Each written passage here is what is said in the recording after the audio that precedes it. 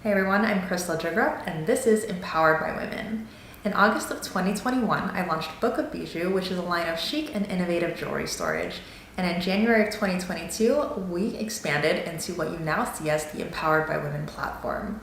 I really wanted to create a centralized space where we can really put emphasis on our mission of women empowerment and community over competition. It really truly does fill my cup to be surrounded by so many of you inspiring women, and the energy that you bring to me and our platform on a daily basis is unmatched. You really all do fuel me with so much motivation to continue doing what I'm doing, and for that, I thank you.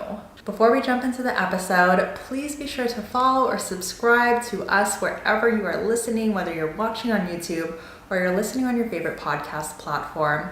And also don't forget to share your favorite episodes with your fellow female founders so that we can continue growing our platform and furthering our mission. All right, let's go ahead and jump into this next interview with another incredible woman in entrepreneurship that I know you guys are going to absolutely love. Today we have the incredible Kylie Van Luyn, who's the founder of Elevated Coaching and Consulting. And she is actually joining me at the Women Thrive Summit in March of 2024. By the time this episode goes live, I believe it'll be the end of February, potentially the beginning of March. So the summit is right around the corner. But I'm so excited to have been able to connect with so many amazing women so far, including yourself, Kylie. So thank you so much for joining us today. Thank you so much for having me. It's weird when you said it'll be March because I thought straight away, oh, that's when the nerves will be kicking in, right? About getting on stage. Yes, but I'm so excited. And it's been, like I said, such an incredible experience so far, and being able to meet so many aspiring entrepreneurs and really established women and inspiring women. It's such a great place to be in. So I'm so excited to be able to dive into your story a little bit more. We're kind of, I guess, still a little bit early, midway into the summit process. So I don't know that much about your story yet, but we're going to dive into all of it right now. So I will go ahead and pass the mic on to you. Just give us a little bit of background and how that led you to elevated coaching and consulting and what that is. Sure. So I guess it's a combination as I look back on how a little over 2 years ago when I launched Elevated, when I was still in Australia, and then a year ago launched our company over here in the US. As I look back over that sort of 14 years of my professional experience, I've spent about 14 years as a senior leader and executive in the nonprofit space, working a lot with people who are from marginalised communities. So a lot of work with women, a lot of work with refugees and migrants and people living with disability.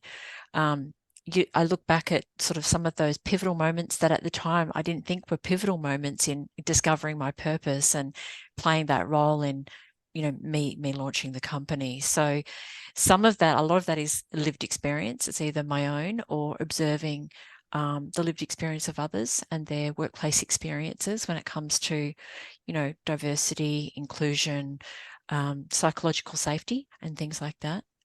People experiencing harassment and discrimination in the workplace. So that's a big part of the work that we do in the consulting arm of Elevated is we work with companies to make a change and social impact when it comes to creating more inclusive, respectful and psychologically safe workplaces. And then we do a bunch of beautiful coaching programs to support individuals too.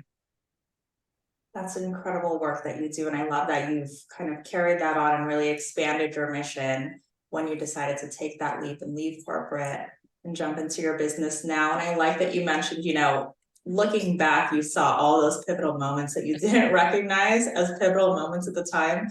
Isn't it so funny how that happens? Everything kind of lines up and you're like, oh, okay, that's why my life has always been kind of like leading me here without me knowing it. But again, incredible work you do. So I was, looking into your bio a little bit, and you were talking about how you're passionate about working with organizations that develop sustainable business practices, like you said, social impact, and then person-centered programs. So what is it for you that is really why the person-centered programs? is so important that you're so drawn to that? And, how does that make you feel, and why do you continue to pursue that? Because everybody's different. Every single individual that I've worked with, or my teams have worked with, as I moved sort of into leadership positions, you become disconnected from feeling that impact directly. You're not dealing directly with participants or clients needing support. And a lot of my work was in the employment space, so helping people secure sustainable and meaningful employment, and overcoming on that journey to employment, overcoming, those vocational and non-vocational barriers that a lot of people face. And a lot of those barriers are quite complex. They could be substance abuse, housing and food insecurity, domestic and family violence, sadly, a lot of the time, but it could be things like English language proficiency. And so for me, it was realizing that when I was still in Australia, that a lot of the funded, employment programs and training programs, they were very much a one size fits all approach. And what I found as I moved through my career and then moved into launching Elevated is that when we sat down and we co-designed programs with people needing support, they were much more tailored and they met their needs more greatly, I guess you could say.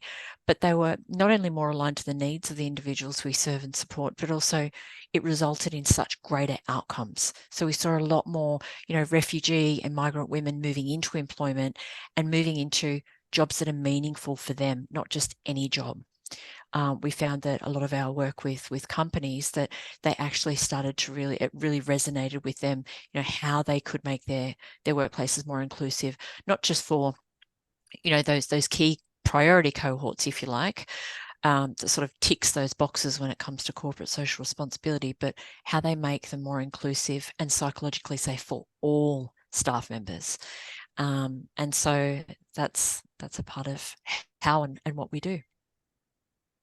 I love the diversity piece in that you're really focusing on those tailored programs, and how you can really hone in on that human capital management, because that really is so important. As you said, everyone has different backgrounds, everyone has different struggles and different things that are very meaningful to them, and different areas where they can excel. And it's about finding kind of where you can place them, what you can do for them.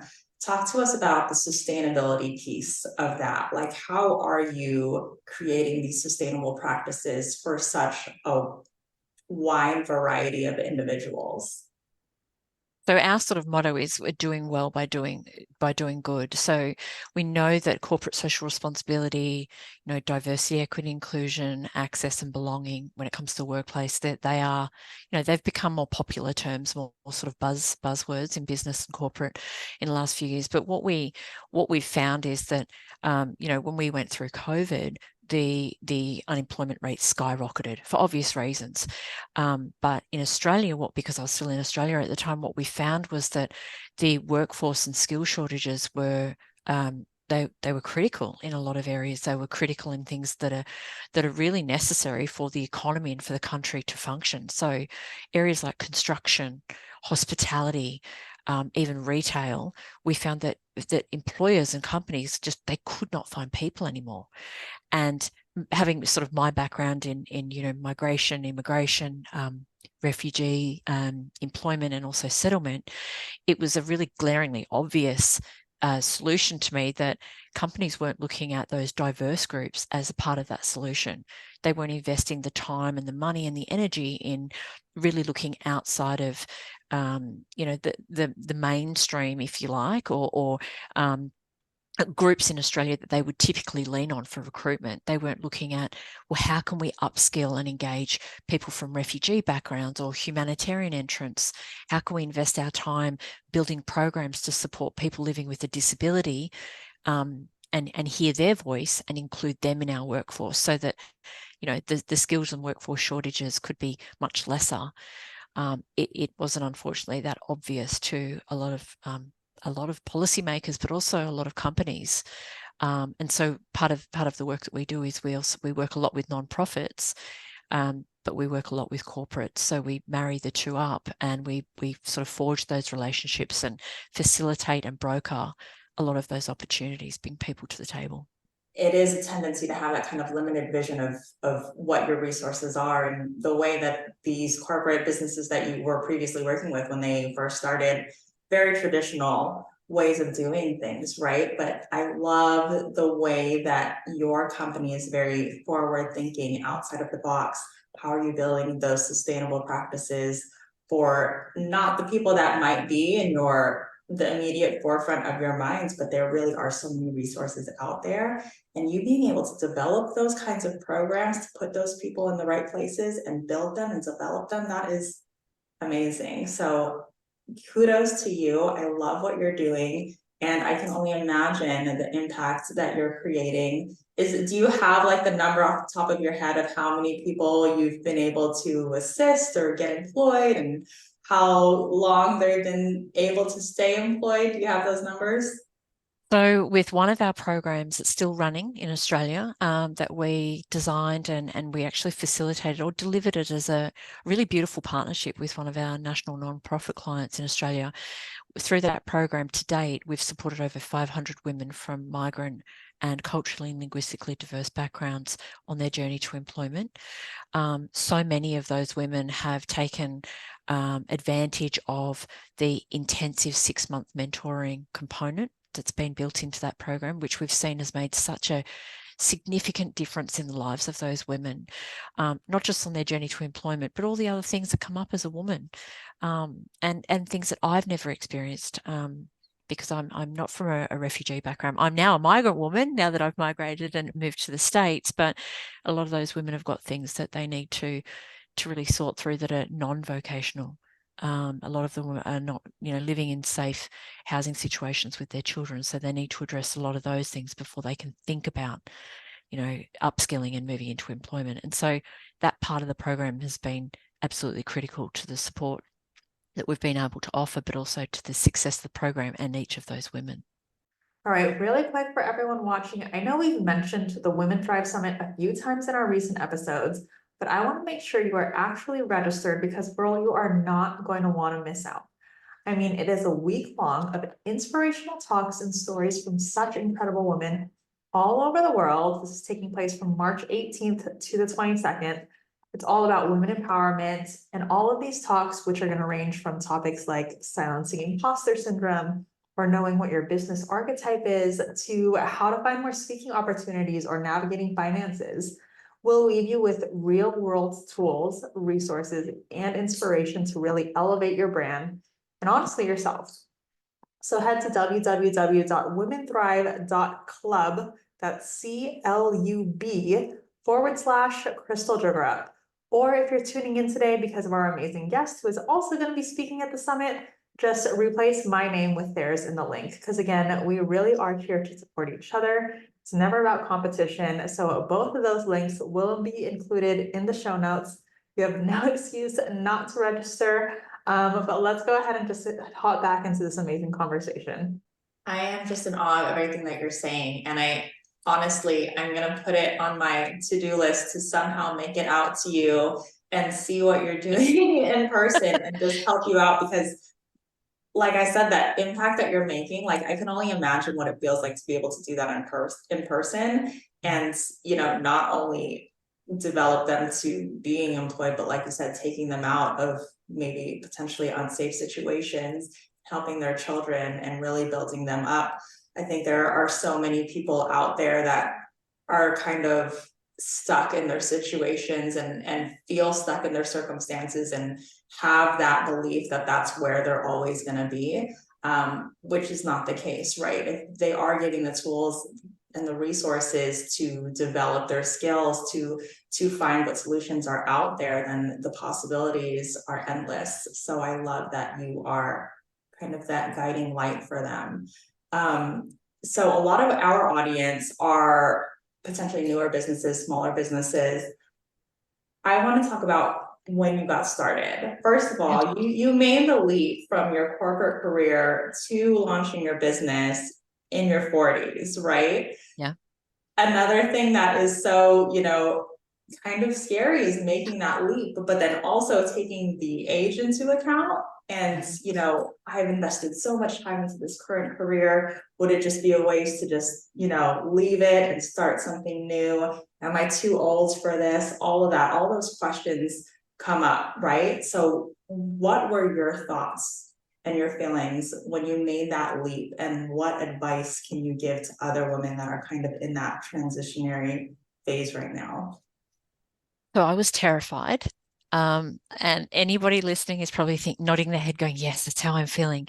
But wait, there's more to this story. So I don't regret it at all. It was the best thing I ever did with my career and my life, not just for my own health and well-being, but also, you know, for me as a role model to my own daughter. She's been able to see mum do this globally now, which is just amazing that we can have impact across the world, not just in, you know, in my home country in Australia. But I was terrified because I was earning a really lovely salary.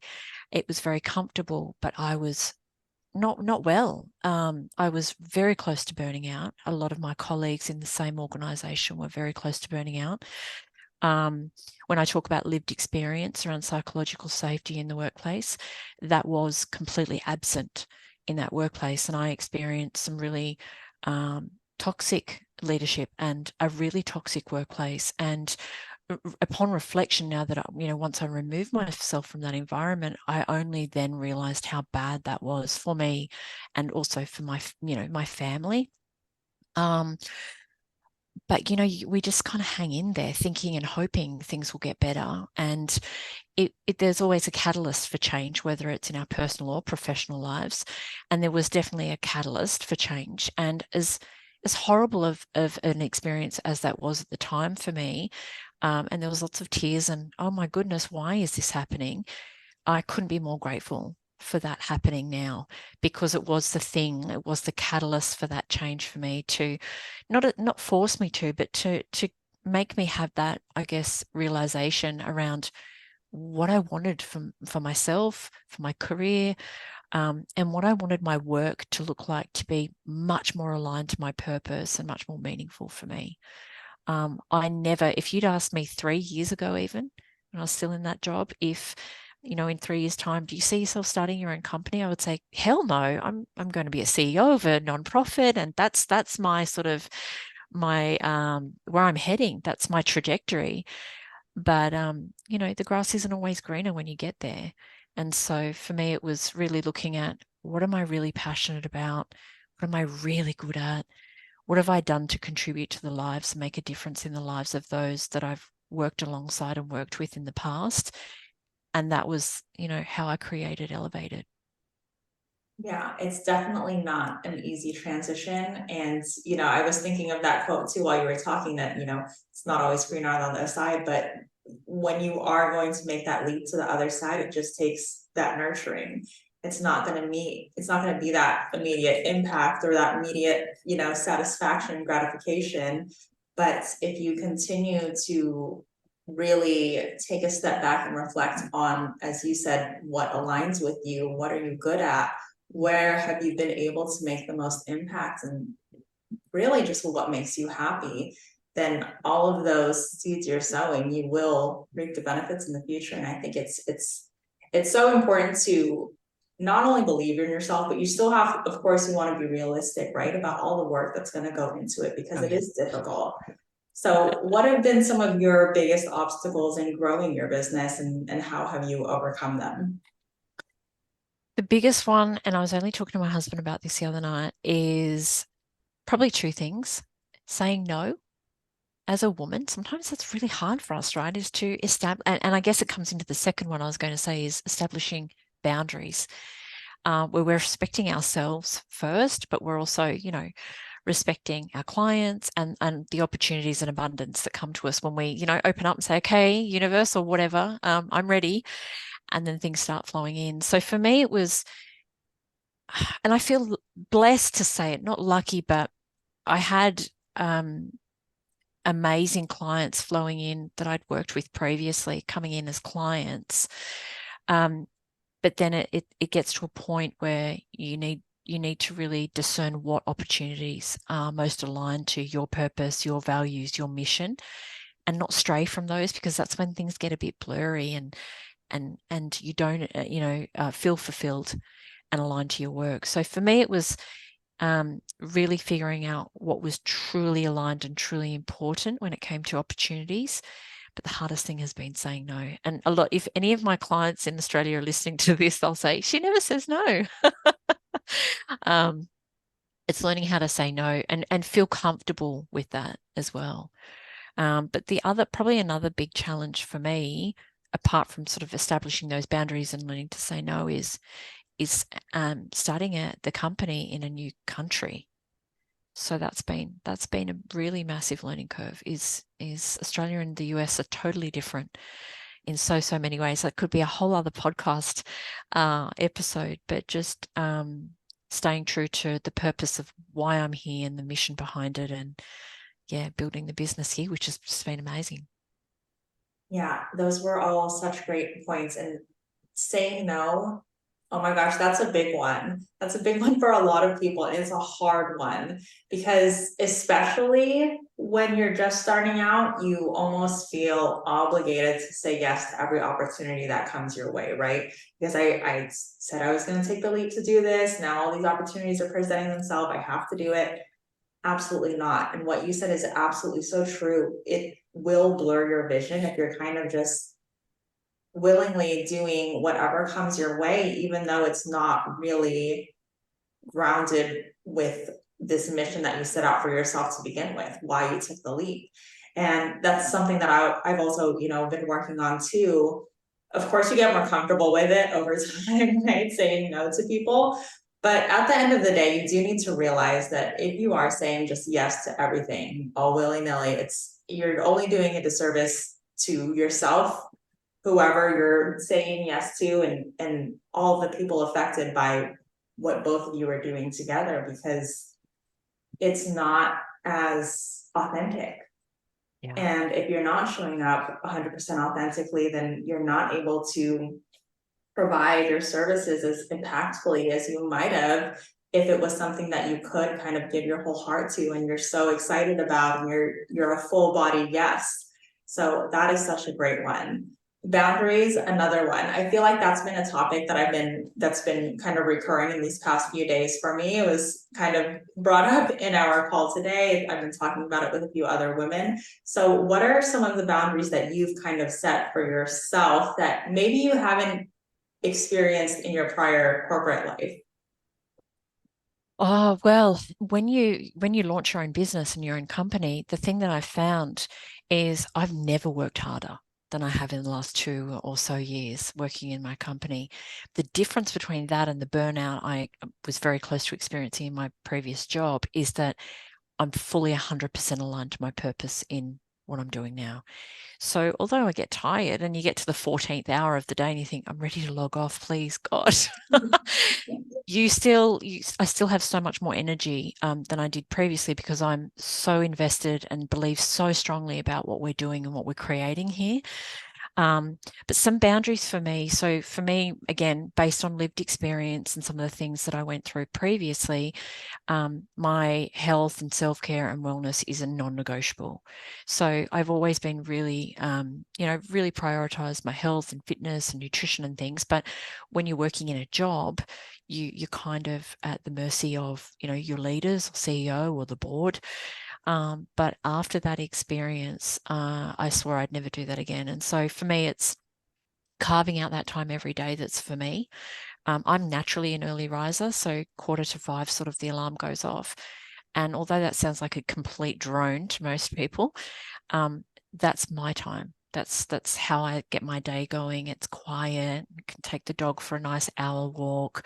And I know that that is contributing to then the energy levels that'll contribute to, the team and what we're doing as a team and our clients and outcomes for our clients. So I know where that energy flows through to. Plus, I'm much more high energy in the morning than I am in the afternoon. And so for me, it's definitely carving out, and again, for women, especially those that are parents or have families, we tend to put everybody before ourselves, the kids, our husbands and partners, our work, even, our team members if we're in leadership roles. But we have to flip that around, because the more time you give yourself and invest that into nurturing yourself and your own mind and your own health and well-being, the more you can give to everybody else. So that would be the biggest one for me. Is it's a boundary, but it's actually a non-negotiable for me now, is making sure I get my hour at the gym every day. Whatever it is that I'm doing there, it doesn't matter. And then that hour in the morning to really sort of ease into my day. Yeah. Isn't that so funny how you definitely do work more as an entrepreneur, but like you said, your energy is higher because it's work that you enjoy doing and it's work that you're actually passionate about and that you care about and you want it to succeed because you know the impact that you're making. And I love that, you're able to kind of trickle that energy down to your employees and everybody that you're working with, and it's a complete 180 from your past corporate life, right? You're taking the toxicity out of it.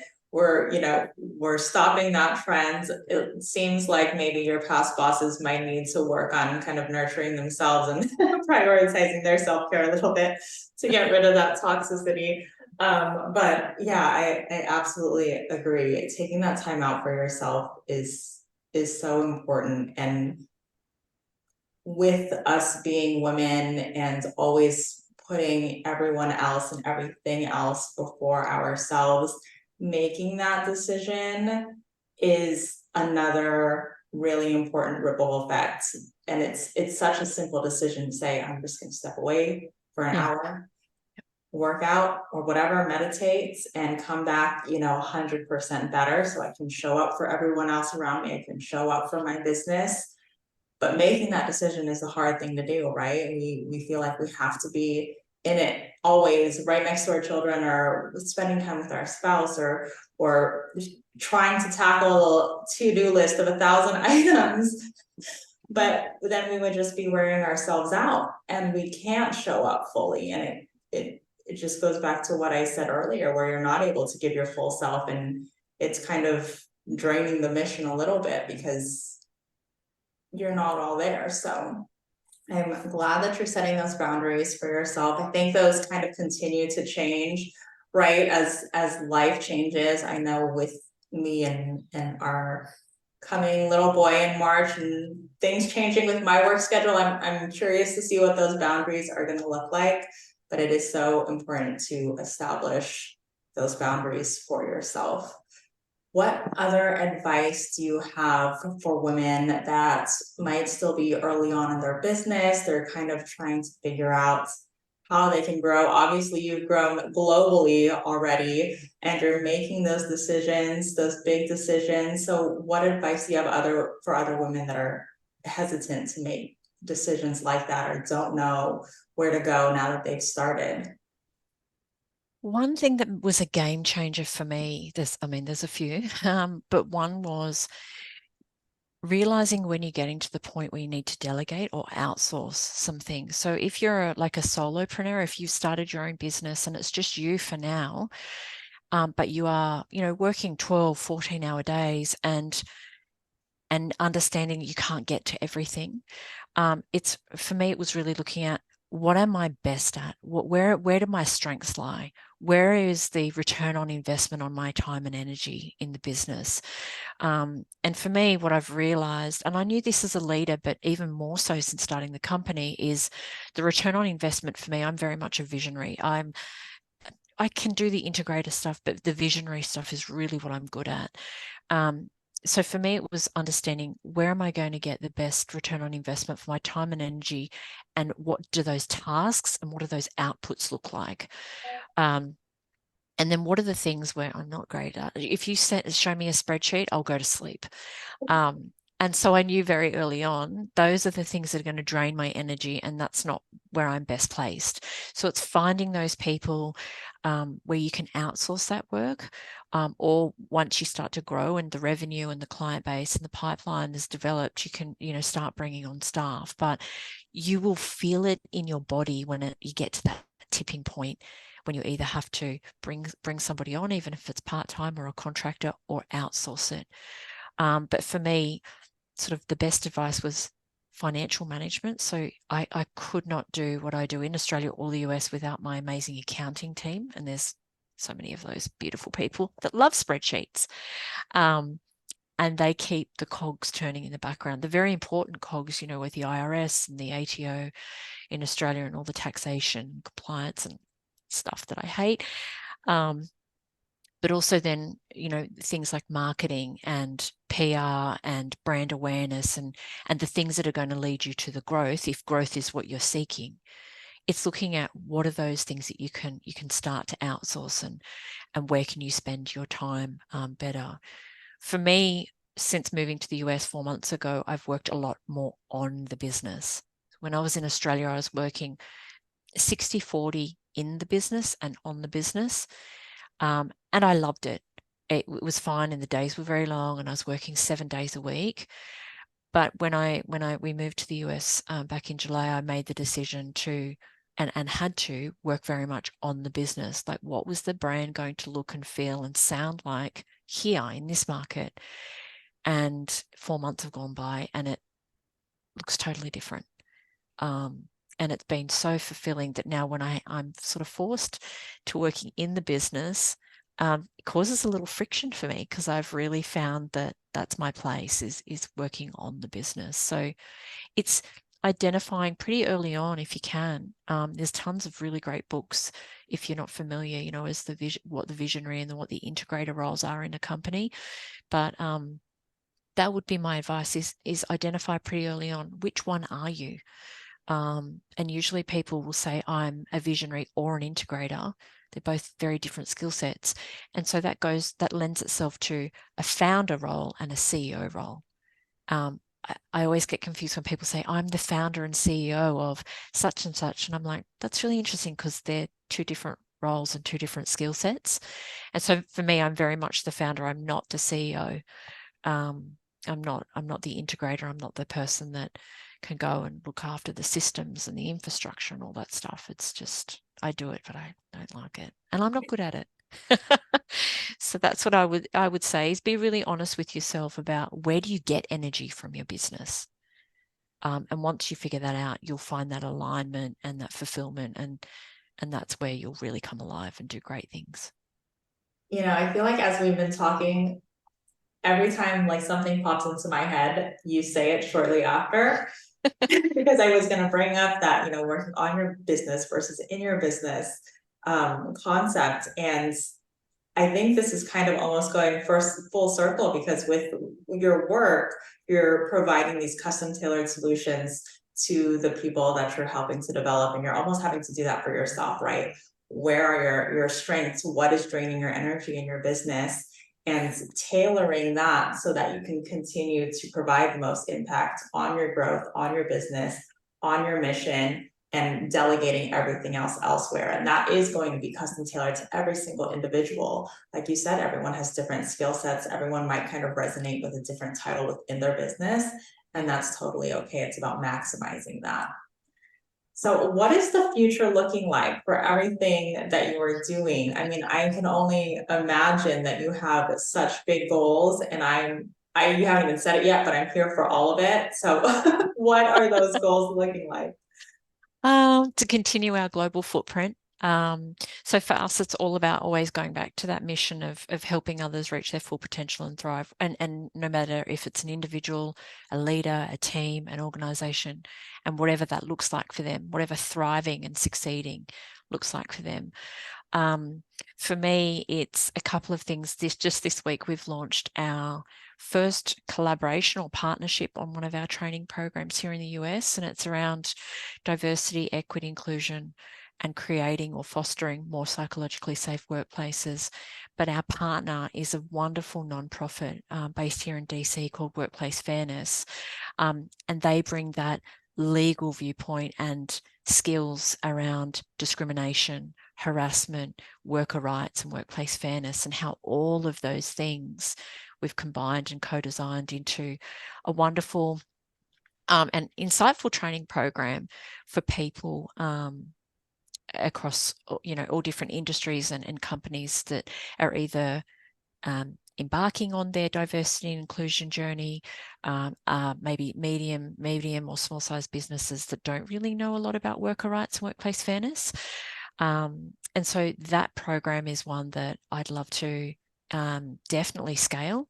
So that just launched this week, and we're super excited about it because we know that it's actually such a need for a program like that. So I'd love to do something similar in Australia because I've got a human resources and industrial relations background back home. So I'd love to do something similar there with a nonprofit or a partner there. But for us, it's all about the impact. So continuing on with our disability awareness and inclusion programs that we deliver in elementary schools here in the US. So building that awareness and adopting that early intervention model with young people. But yeah, sky's the limit. I mean, we're currently building our team here in the US. So I would say that in the next 2 years, we'll have a team of 10 at least globally, and probably lots of travel around facilitating and meeting beautiful women and people from refugee backgrounds, and just lots of people that we want to inspire, empower on their journey to employment and success. That's incredible. Well, congratulations on everything, on the continued growth, on taking that leap a few years ago. You're obviously meant to be doing all of these amazing big things, and like you said, sky's the limit, and I can see you just launching all the way up there. So real quick, where can everyone find you in all this amazing work that you're doing? Well, our website. So we've got our website, elevatedconsulting.net. I'm really active on LinkedIn too. A lot of our conversations and updates come through LinkedIn, and also on Instagram as well. That's amazing. I will definitely be staying connected with you. But thank you again, Kylie, so much for joining us today. You have such incredible insight to share and so much value to offer, not only our audience, but the world. So continue doing what you're doing. I'm so excited to see where you continue to grow. And thank you again so much. Thank you so much. It's been a pleasure. Another incredible interview with yet another inspiring woman in entrepreneurship. I hope you guys loved that episode just as much as I did. Before we leave off, if you yourself are also a woman entrepreneur, I would love for you to consider joining our Empowered by Women directory.